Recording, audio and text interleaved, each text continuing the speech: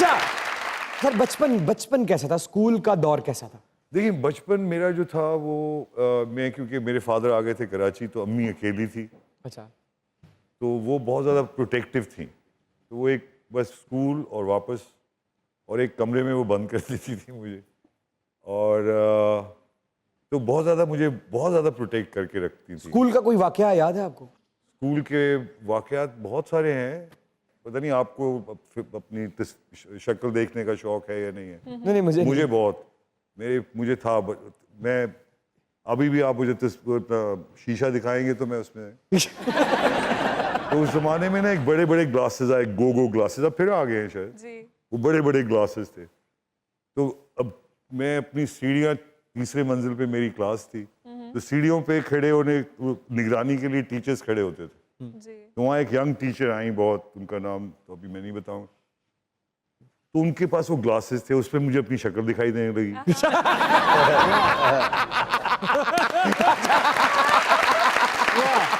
तो मैंने उसको ऐसे करते करते करते करते लो जी, उसके बाद मुझे उन्होंने कहा इसको स्कूल से निकालो, ये टीचरों को छेड़ता है। और आप खुद को देख रहे थे? आई स्वेयर तो अभी तक यकीन नहीं करते मेरे जो क्लास फेलो, तू जान के देख रहा था उन्हें।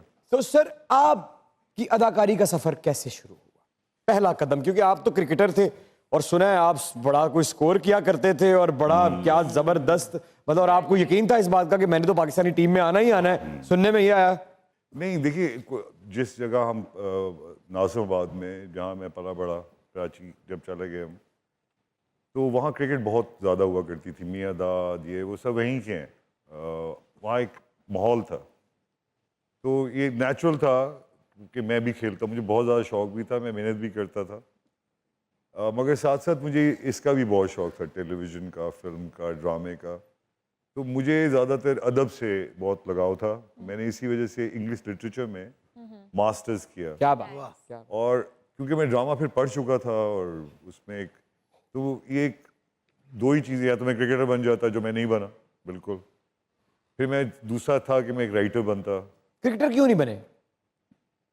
देखिए बहुत सारे क्रिकेटर्स एक वक्त में मैच्योर होते हैं उस ज़माने में और अब भी, क्योंकि 11 लड़के हैं, बहुत मुश्किल होता है, तो मैं सोचता था मैं शायद इतना अच्छा नहीं था शायद इस वजह से, और मैंने लीग उस तरह से खेली भी नहीं, तो जब तक आप एक चीज़ में घुसते नहीं है तरीके से तो शायद इस वजह से, या हो सकता है मैं ओवर एस्टिमेट कर रहा हूँ अपना, अच्छा ही नहीं था और मुझे इस वजह नहीं खिलाया। तो फिर अदाकारी का सफर कैसे शुरू हुआ सर? मैं राहत काज़मी साहब मेरे कज़न भी हैं। अच्छा।